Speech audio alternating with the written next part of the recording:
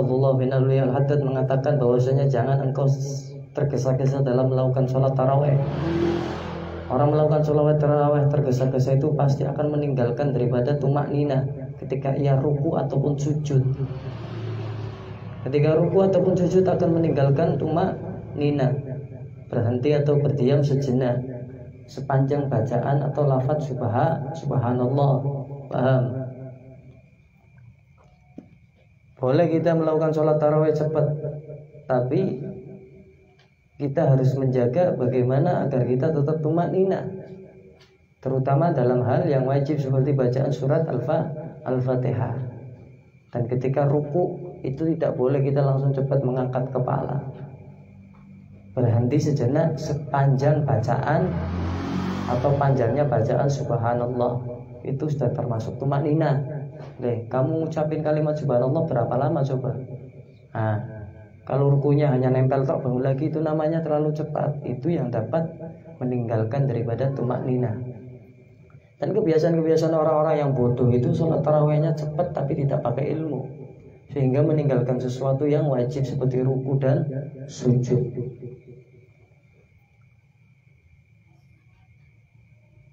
Bab tentang sholat tarawih sudah dijelaskan.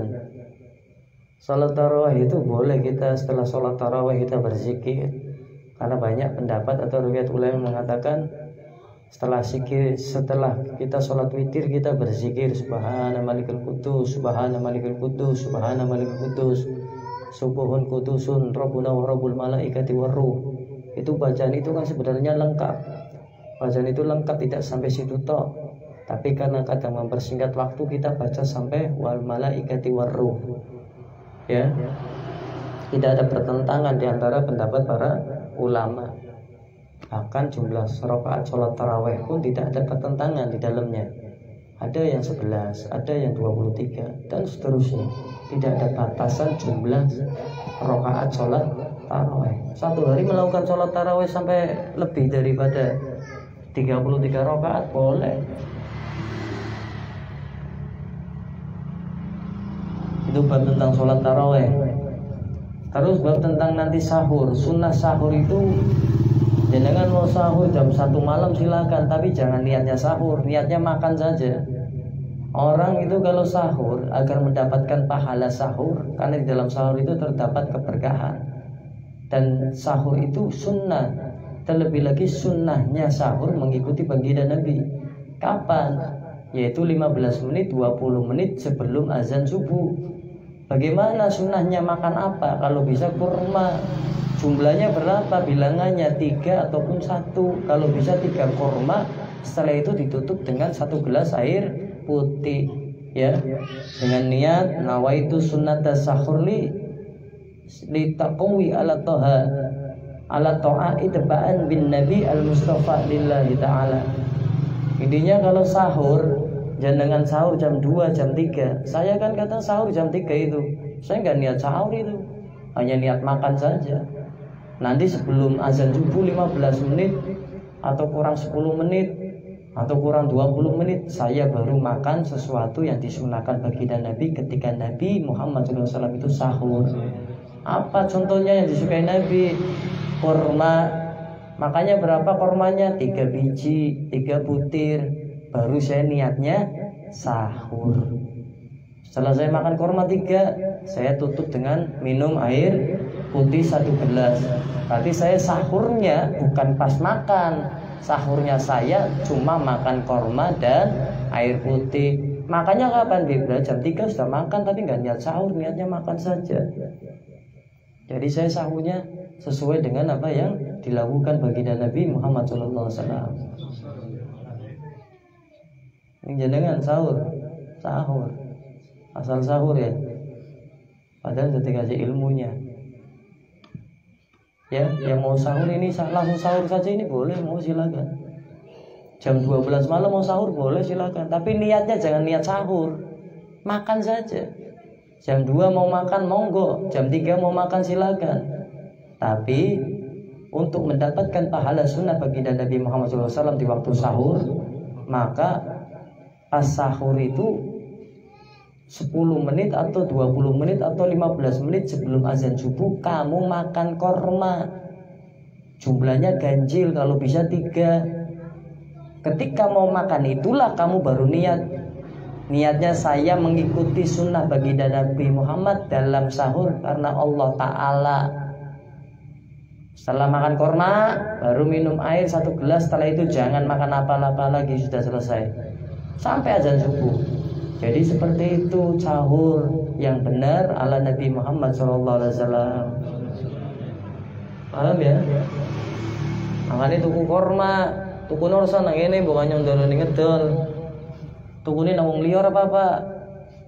Ya, nang ini kormane larang. Dudu korma kilonan soalnya. Ya.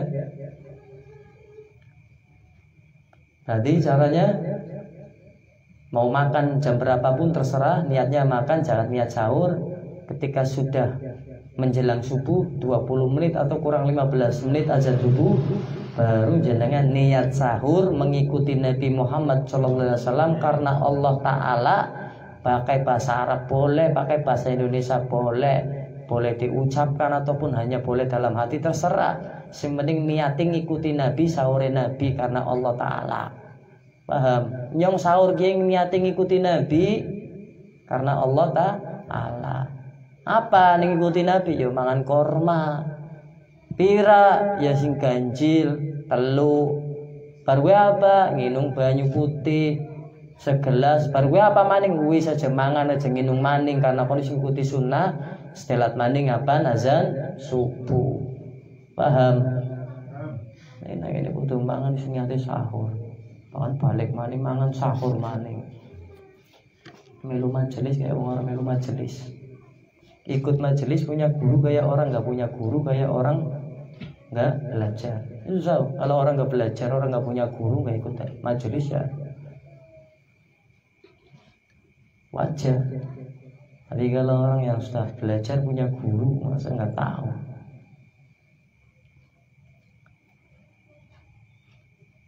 Jadi seperti itu.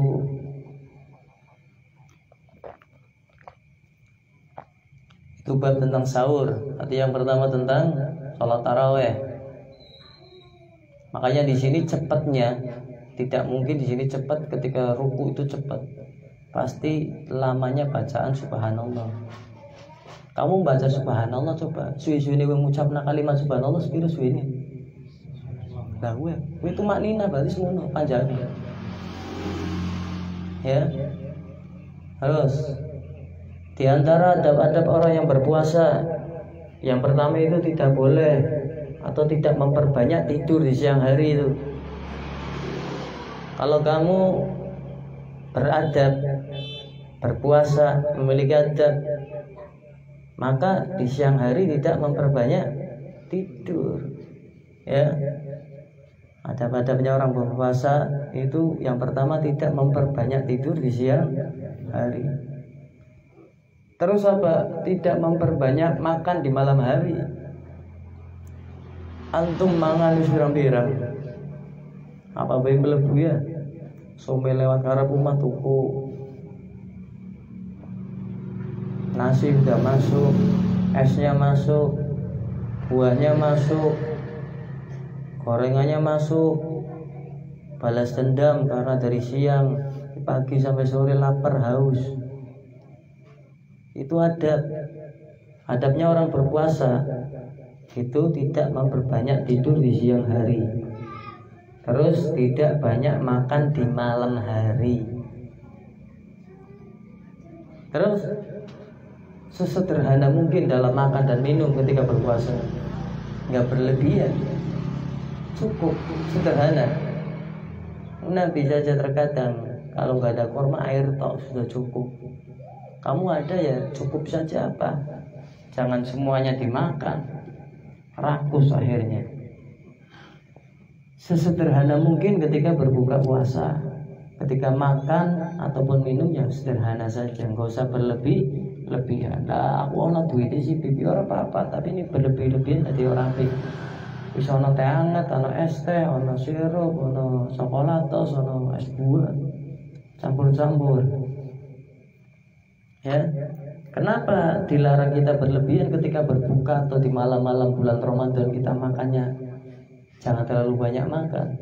Karena kita di dalam puasa itu dididik oleh Allah agar kita dapat menahan, agar kita dapat benar-benar merasakan daripada lapar dan dahaga. Orang dalam puasa itu dididik Allah untuk bisa merasakan lapar dan haus. Ya. Makanya dengan kita bisa menyedikitkan ketika berbuka, tidak memperbanyak makan yang berlebihan ataupun minum yang berlebihan ketika sudah waktunya buka puasa, maka otomatis diri kita itu sebenarnya sedang mendidik daripada nafsu dan syahwat kita. Tapi sama halnya kamu dari pagi sampai terbenamnya matahari puasa, ketika buka makannya luih-luih, orang dijaga. Sama halnya kamu lagi menyenangkan nafsu kamu itu. Iya, balas dendam. Berarti kamu nggak bisa mendidik nafsu kamu. Harusnya secukupnya saja.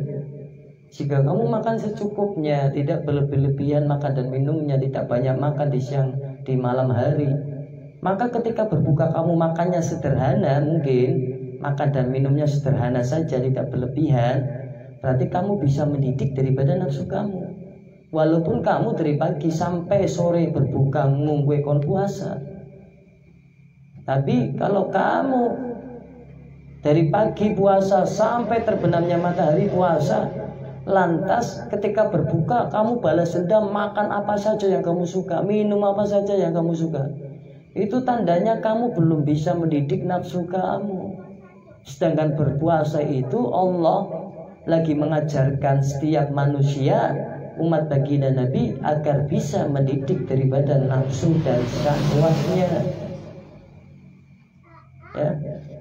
Ya, kamu sendiri yang tahu bukanya gimana, kalau malam gimana, kalau buka bagaimana. Saya nggak tahu, Allah a'lam bishawab. Karena ketika kamu sudah bisa mendidik daripada nafsu kamu dan kamu membuat lemah syahwat kamu, maka yang jelas ketika nafsunya kamu bisa dididik, syahwat kamu menjadi lemah, maka bersinarlah hati kamu. Itulah rahasia dari tujuan kita berpuasa di bulan Ramadan. Isan esok wis puasa, anjuk na maghrib, tapi ning bar maghrib mangane pirang-pirang. Apa boleh melebu balas dendam esok asale puasa maneh. Kamu nggak bisa mendidik nafsu kamu, ngikutin nafsu kamu. Perut pinginnya ini, tenggorokan pinginnya minum ini terus seperti itu. Berarti kamu nggak bisa. Kamu belum tahu apa itu tujuan puasa. Apa itu tujuan puasa kamu berarti belum tahu. Wong puasa itu syahrul jihad, bulannya jihad, memerangi hawa nafsu dan syahwat. Kalau jenengan sudah memerangi nafsu dan syahwat, nafsunya tunduk, syahwatnya lemah, maka Allah memberikan hadiah, bersinarlah hati jenengan. Kalau hati sudah bersih, bersinar, maka akan jelas orang tersebut jelas akan mendapatkan kebaikan dari Allah Subhanahu wa ta'ala dari puasanya. Ning esok anjuna hari puasa, namun begini orang bisa jaga bababan mangan apa isi dipangan kabeh, dinung kabeh, maka sudah jelas kamu belum tahu apa itu tujuan puasa, dan kamu jelas masih kalah dengan nafsu dan masih besar daripada syahwat, sehingga tidak adanya sinar dalam hatimu. Ditambah begini turu-turunan tok, awalnya kerja kesel begini kelaya turu, majelis sungkan. Ya, naudzubillah min dzalik.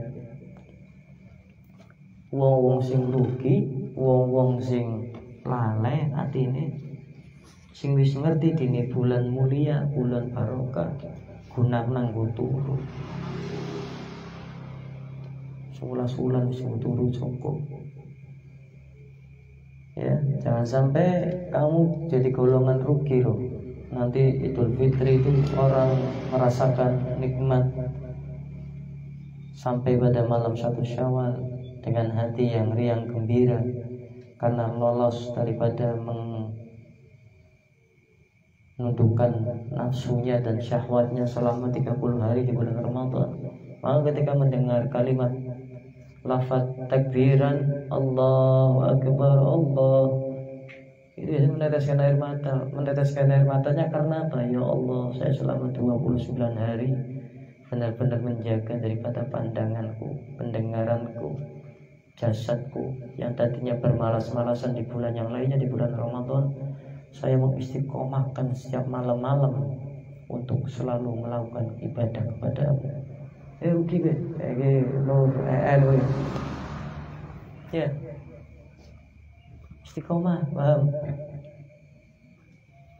Istiqomah mati. Kamu itu vokal utama punya tanggung.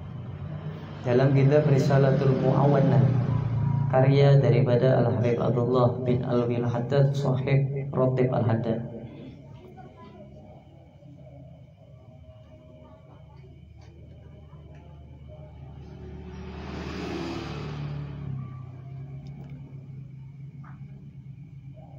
Orang yang memiliki keyakinan yang teguh, kuat dalam hatinya, maka segala sesuatu yang gaib, ya, itu dapat dilihat dengan jelas secara nyata. Ya, seperti apa yang dikatakan oleh Sayyidina Ali ibni Abi Thalib karramallahu wajhah. Sudah terbuka mata hatiku, maka bertambahlah keyakinanku. Itu di dalam kitab Risalatul Mu'awwanah karya Al-Habib Abdullah bin Alwi Al-Haddad, bab tentang keyakinan. Bab pertama itu bab tentang keyakinan. Di dalam kitab itu dijelaskan apa yang dikatakan Sayyidina Ali, sudah terbuka mata hatiku, maka bertambahlah keyakinanku. Contohnya apa? Orang yang mata hatinya sudah terbuka, maka keyakinannya akan bertambah. Perkara rezeki saja. Kalau mata hatimu terbuka, maka keyakinanmu akan bertambah. Ini tak kasih contoh perkara rezeki. Orang yang keyakinannya kuat di dalam hatinya, perkara yang gaib dan rezeki ini, maka seakan-akan ia melihat perkara yang gaib itu nyata, seperti yang dikatakan Sayyidina Ali bin Abi Thalib karramallahu wajhah. Ia mengetahui, walaupun saya contohnya jualan di tempat yang sepi, karena keyakinannya kukuh kuat, maka sesuatu yang gaib itu seakan-akan nyata kelihatan. Bagaimana maksudnya? Allah pasti akan memberi rezeki saya. Tidak melihat bagaimana saya jualannya di tempat sepi ataupun ramai. Kalau sudah waktunya saya dapat rezeki dari Allah, maka saya akan dapatkan itu. Kalau belum waktunya saya tidak mendapatkan rezeki, maka tidak akan dapat rezeki dari Allah. Itu perkara yang gaib. Dan orang yang terbuka mata hatinya, maka bertambah juga keyakinannya tentang apa? Sesuatu yang gaib. Di antaranya rezeki. Contoh yang kedua, ada orang yang meyakini pekerjaannya itu bisa membuatnya kaya. Dan ada orang yang meyakini intinya saya usaha, intinya saya berdoa kepada Allah. Ini keyakinan, ini orang-orang teguh ini keyakinannya. Maka Allah buka mata hatinya sehingga meyakini apa yang ia yakini itu bisa mendatangkan kebaikan untuknya. Dan tadi orang yang pertama meyakini ia akan menjadi kaya dengan apa yang ia lakukan. Ternyata kehendak Allah berbeda. Ketika ia dijadikan miskin, ia akan berkeluh kesah. Tapi beda halnya dengan orang yang kedua, ketika ia meyakini bahwasanya dengan ikhtiarnya dia, dengan doanya dia, maka Allah akan memberikan kebaikan untuknya. Perkara tentang rezeki ini, maka orang-orang tersebut dimanapun tempat, ia akan ikhtiar, ia akan berdoa. Seandainya Allah tidak memberikan apa yang ia harapkan, maka ia menganggap itu sebuah kebaikan untuk dirinya. Karena ia selalu berkeyakinan kuat dalam dirinya. Dan ia selalu meyakini bahwasanya Allah pasti akan memberikan rezeki untuknya. Walaupun pada waktu itu Allah tidak memberikan rezeki untuknya dengan apa yang ia yakini. Contohnya saya sudah yakin usaha mau jualan, tiba-tiba pada waktu itu saya sudah doa Allah nggak ngasih saya uang, jualan saya nggak laku.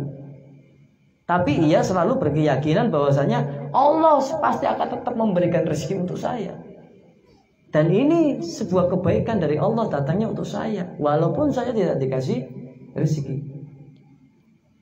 Maka tingkatan keyakinan pun ada tingkatan-tingkatannya.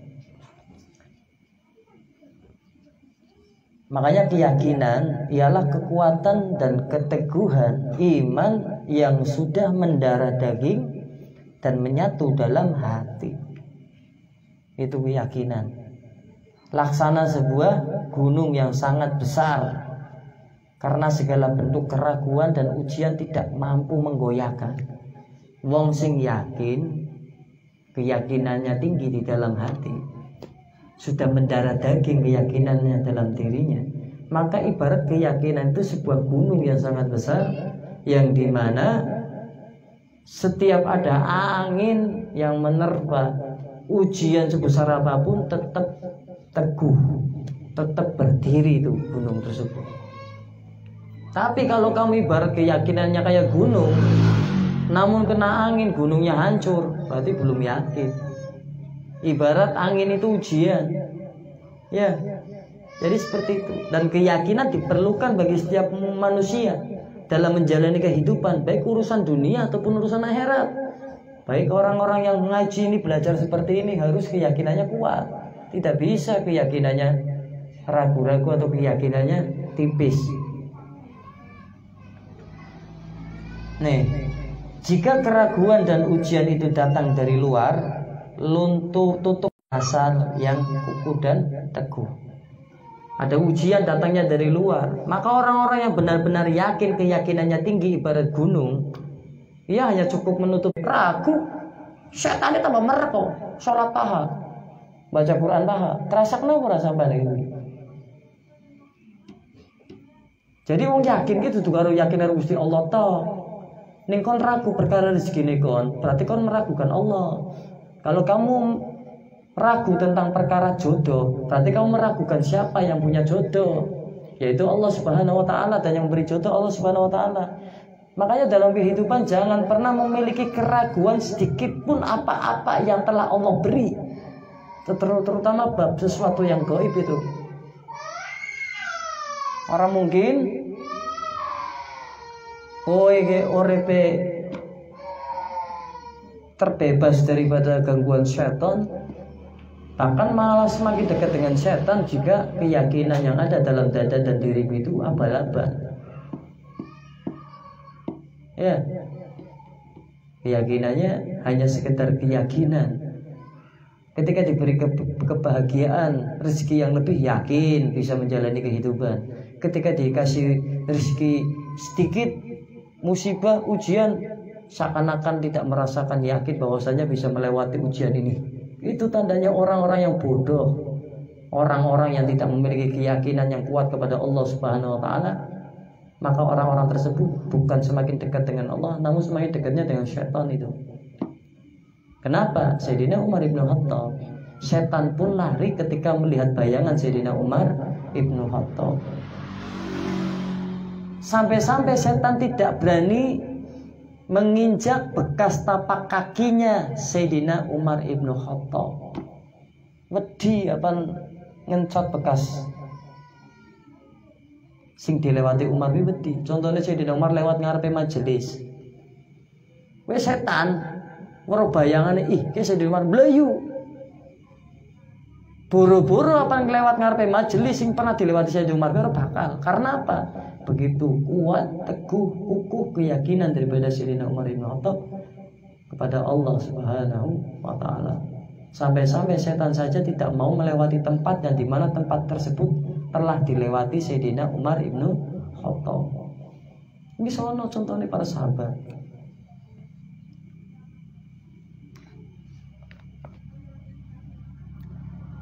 Terus sebab-sebab teguhnya keyakinan itu apa? Yang pertama, telinga selalu mendengar Al-Quran dan hadis. Tuh. Dan hati senantiasa merenungkan daripada keagungan Allah Subhanahu wa taala. Hati senantiasa merenungkan keagungan Allah Subhanahu wa taala. Merenungkan kebesaran Allah, kekuasaan Allah dan keesaan Allah, dan mempelajari daripada kejujuran baginda Nabi Muhammad SAW, kesempurnaan mereka, mukjizat yang mereka bawa, serta yang ditimpakan pada musuh-musuh mereka. Apa siksa-siksa yang ditimpakan kepada musuh-musuh baginda Nabi Muhammad SAW. Itu diantara sebab-sebab teguhnya keyakinan yang pertama. Merenungkan segala sesuatu yang terjadi pada hari kiamat. Paham? Ini kita Risalatul Mu'awana karya Al-Habib Abdullah bin Alwi Al-Haddad. Yang pertama bab tentang keyakinan. Makanya di majelis ini tuh selalu ditanamkan tentang kematian. Saya tujuannya biar keyakinanmu kepada Allah semakin bertambah. Saya selalu mengulang-ulang itu ilmu tentang ingat mati, waktu dan lain sebagainya. Ya. Dan yang dapat meneguhkan daripada hari kiamat dan adanya hari kiamat. Pahala yang diperoleh orang-orang yang takwa dan azab bagi para pendosa. Cukuplah kita ya memperkukuhkan daripada keyakinan dengan sudah cukuplah. Al-Quran itu mengandung segala sesuatunya banyak sekali, sebagai peringatan untuk kita, sebagai kabar gembira untuk kita. Apakah tidak cukup Nabi Muhammad SAW membaca Al-Quran di hadapan para umatnya, sahabatnya dan lain sebagainya, menyampaikan itu peringatan untuk kita agar kita meyakini apa yang telah dibawa Nabi. Ya, terus yang dapat menyebabkan teguhnya keyakinan kita, yaitu yang kedua, memperhatikan segala ciptaan Allah yang indah dan menakjubkan, baik yang ada di langit maupun yang ada di bumi. Terus bersungguh-sungguh dalam mengerjakan setiap amalan. Makanya saya sering mengatakan, tidak mungkin engkau akan mendapatkan apa yang kau lakukan sekarang jika tidak ada kesungguhan di dalam amalan yang kau lakukan sekarang. Makanya saya jadi orang selalu sungguh-sungguh. Orang bisa sekedar toh. Saya jika melakukan sesuatu amal soleh, saya bersungguh-sungguh sekali itu. Ya, orang ingin hadir majelis nuntut ilmu, ya harus sungguh-sungguh, tidak bisa nyicip-nyicip. Kalau mau masuk sekalian, jangan nanggung-nanggung. Kalau nanggung-nanggung tidak akan mendapatkan apa-apa. Di antara yang memperkuat keyakinan kita kepada Allah, yaitu mengerjakan segala amalan ya dengan sungguh-sungguh dan tetap didasari dengan iman dan takwa kepada Allah Subhanahu wa taala. Ya, saya mau mengulang lagi, tidak akan mungkin engkau mendapatkan apa yang engkau lakukan sekarang, baik itu urusan dunia, baik itu urusan akhirat, jika tidak ada kesungguhan di dalamnya. Sing ngaji nuntut ilmu, sing dadi murid, dadi santri, kudu ana perkara sing arane sungguh-sungguh. Mujahadah. Harus sungguh-sungguh. Sing nyambat gawe loro dunia ya kudu sungguh-sungguh. Sing bisnis kudu sungguh-sungguh, sing dagang kudu sungguh-sungguh, sing ngaji kudu sungguh-sungguh, sing nglakoni amalan-amalan akhirat ya kudu sungguh-sungguh. Kalau tidak ada kesungguhan dalam hati, maka engkau tidak akan mendapatkan apa yang kau lakukan. Apakah tidak sia-sia dan membuang waktu saja? Benar. Ya buang waktu tok ning lan kesungguhan, ngapain kon kerja, ngapain kon nglakukan perkara akhirat ibadah. Wong ora sungguh-sungguh. Turu bae, nganggur-ngangguran bae enak wis lah dadi wong geblek bae. Makanya saya di sini selalu sungguh-sungguh dalam menjalankan amal sekecil apapun, saya akan sungguh-sungguh. Nggak bisa bercanda saya. Kalau urusan amalia, amal soleh, sekecil apapun saya pasti sungguh-sungguh. Maka ketika keyakinan saya, kesungguhan saya ada yang nyolek sedikit saja, saya akan marah. Karena saya menyatukan ini amalan soleh yang saya lakukan itu dengan kesungguhan, bukan dengan sendaguro atau bercanda atau daripada. Maulidan saya sungguh-sungguh. Taklim saya sungguh-sungguh. Karena saya tidak ingin apa yang saya lakukan gak dapat apa-apa. Buang waktu iya, kesel iya, orang kayak gini. Maka saya tanamkan keyakinan kepada Allah tinggi dan kesungguhan dalam melakukan amal soleh. Itulah yang bisa menjadikan keutamaan untuk saya ketika saya mengamalkan dan saya mendapatkan apa yang saya kerjakan. Jangan ngaji niatnya sih sungguh-sungguh, belajarnya sih sungguh-sungguh, sing nyambet gawe ini sih sungguh-sungguh. Ya, jadi seperti itu.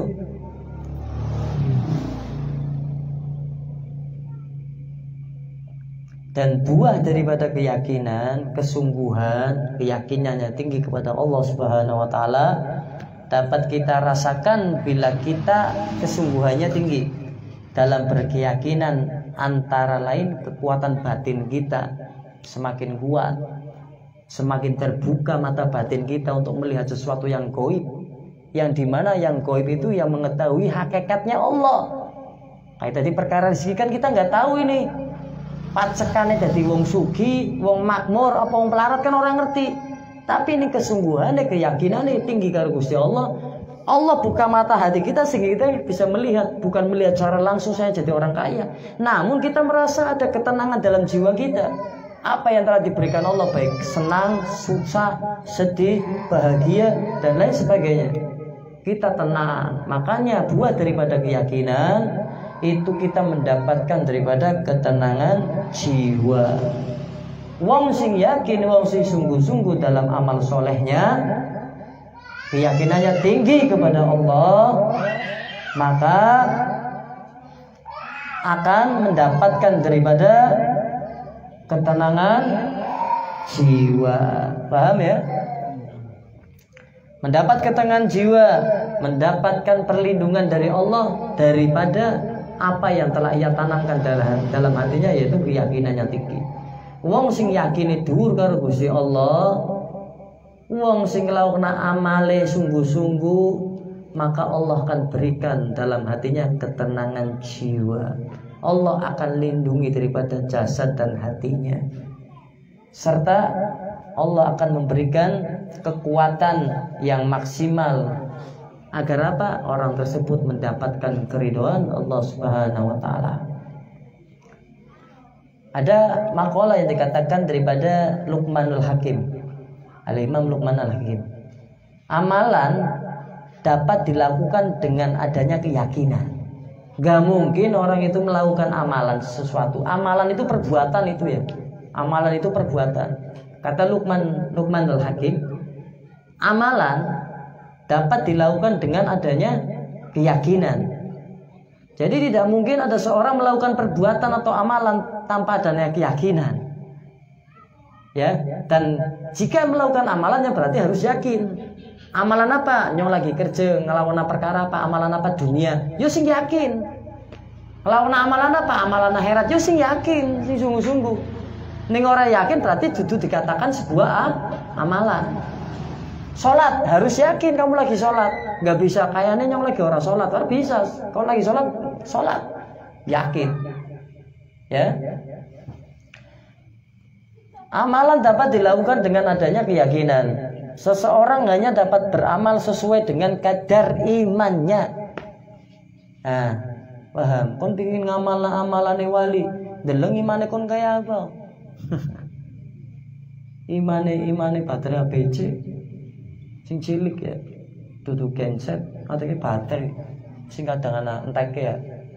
Apa ngamal amalane wali? Sing ora turu anjona 15 tahun primen. Makanya kan tingkatkan iman dan takwa kepada Allah. Seorang hanya dapat beramal sesuai dengan kadar imannya. Dan bila keyakinannya berkurang, maka berkurang pula lah amalnya. Nah, Kowe pengin amale tambah akeh, maka keyakinane karo Gusti Allah tambah akeh. Ning nglakonan amalan yo kudu yakin. Nyong hadir majelis kudu yakin. Insya Allah dengan hadirnya saya di sini bisa memberikan manfaat untuk saya, baik di dunia ataupun di akhirat. Keyakinan itu dipupuk agar semakin hari semakin bertambah yakin, semakin bertambah besar. Jadi nggak mungkin kamu akan meninggalkan majelis ilmu. Kalau setiap harinya keyakinanmu kepada majelis, perantara majelis ini kamu semakin besar. Tapi ning wong ese ninggalna majelis ilmu, belajar ilmu, tandanya keyakinannya dengan majelis ilmu masih naik turun. Makanya sebelum ninggalna absen udan, absen kesel, absen meriang, absen turu, absen bojone nangis. Si nangis sudah nangis bojone orang pengen ditinggalan nangis. Engko diparani butuh gondoruwo. Ya, jadi seperti itu. Jadi kamu ingin tahu iman kamu bagaimana itu gitu, keistiqomahan kamu, kesungguhan kamu dalam melakukan amal. Kan amal banyak, amal sholat, amal puasa, amal nuntut ilmu. Itu gimana itu? Sholat aja tinggalnya apa orangnya? Hadir majelis bolong-bolong apa tetap jalan? Berarti keimananmu, keyakinanmu ya segitu. Ya, jadi seperti itu. Rasulullah SAW juga bersabda, keyakinan itu adalah bagian seluruh daripada iman. Keyakinan bagian dari keseluruhan iman itu ya keyakinan. Itu hadis Nabi. Ya. Jadi keyakinan itu bagian dari keseluruhan iman. Ningkon iman, ningkon yakin, berarti kon yakin sungguh-sungguh, berarti wis mencakup daripada keseluruhan iman. Dan tingkatan daripada keyakinan itu ada tingkatan-tingkatannya. Tingkatan-tingkatan keyakinan dalam keimanan kita itu ada tingkatannya. Yang pertama, tingkatan yakin yang pertama namanya ashabul yamin. Nanti kamu bagian yang mana ini lihat. Kamu ingin tahu keyakinan kamu seperti apa? Ini ada tingkatan-tingkatan keyakinan. Maka kamu dengarkan baik-baik. Saya golongan orang yang memiliki keyakinan seperti apa? Ini saya akan jelaskan. Oke, krungu nggih Bu? Jenengan bagiannya golongannya wong sing yakin nomor piro iki? Yang pertama tingkatan-tingkatan keyakinan dalam keimanan seseorang itu yang pertama dikatakan ashabul yamin.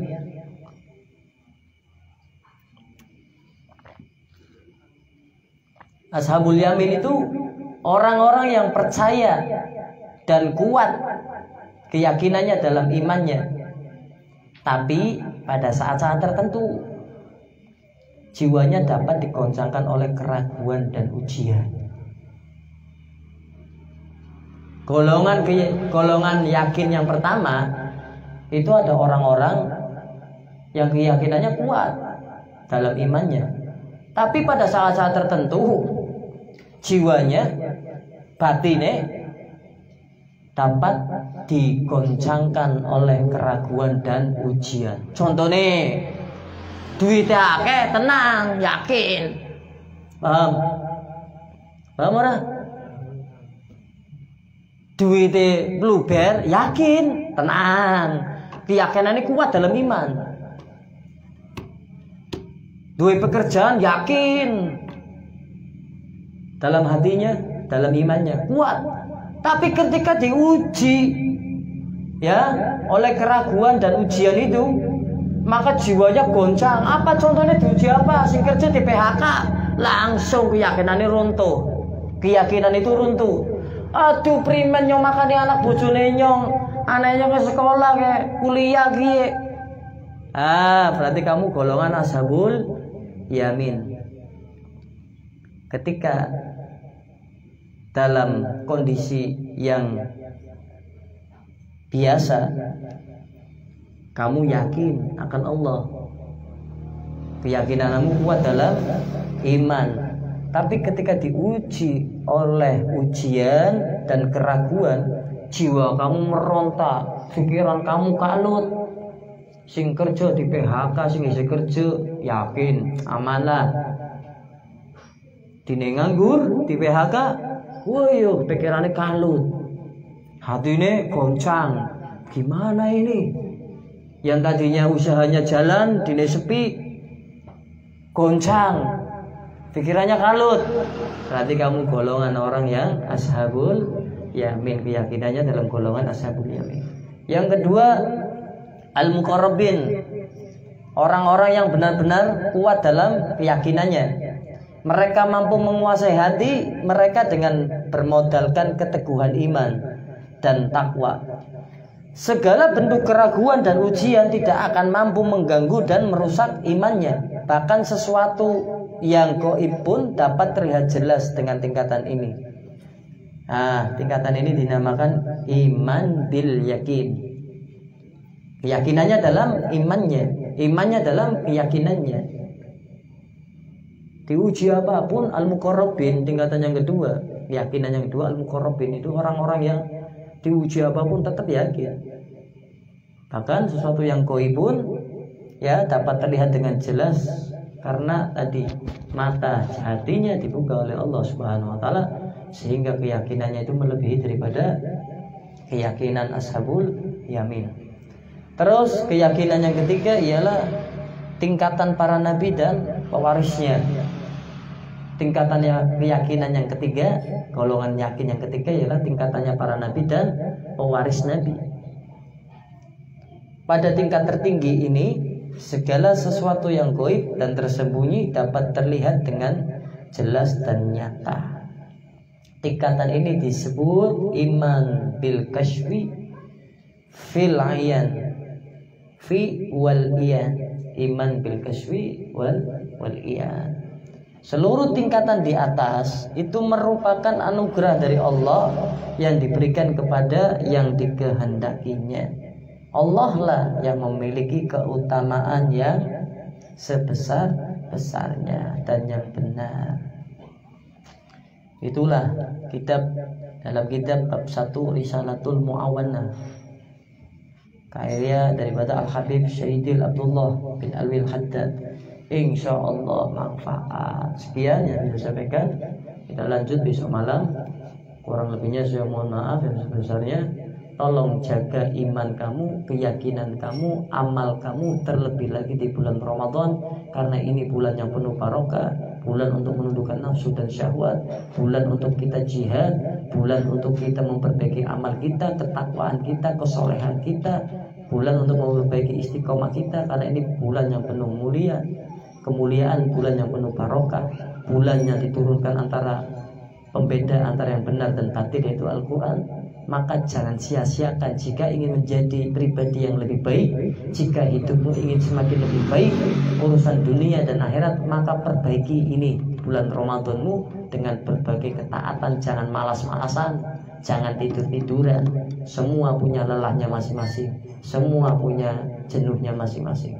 Namun utamakanlah Allah dan Rasulnya, insya Allah engkau akan diutamakan Allah dan Rasulnya. Siapa yang menggampangkan Allah dan Nabinya, maka engkau akan digampangkan Allah dan Nabinya. Dan siapa yang mengutamakan Allah dan Rasulnya, maka Allah pun akan memperhatikan mengutamakan engkau, dan maka Allah akan mengutamakan engkau, dan Rasulullah SAW pun akan mengutamakan engkau dan memperhatikan engkau. Tidak mungkin kalau sudah diperhatikan Allah dan Nabi, hajat-hajatmu tidak dijawab oleh Allah Subhanahu wa taala. Ya, itu pesan saya, ingat itu. Pingin jadi wong sukses, sugih, mapan, tenang, uripe kepenak, kecukupan. Ramadan ini berantakan. Begini gue turu, esok gue nyambet gawe. Oleh apa gue? Oleh ngeleh tok kalau kesel. Ingat-ingat gue. Ya, ning gue harapan kau tutup kudu ndeleng. Mung butuh tindakan tok urusan dunia. Akhirat kau perbaiki, dunia melu. Ning akhirat berantakan, orang mungkin dunia melu. Seandainya dunia melu gue ujian kon istidrat kon. Tambah aduh kading rahmat Gusti Allah. Nauzubillah min dzalik. Insyaallah manfaat. Sekian yang saya sampaikan, kurang lebihnya saya mohon maaf yang sebesar-besarnya. Wallahu a'lam bishawab. Wabillahi taufiq wal hidayah. Assalamualaikum warahmatullahi wabarakatuh.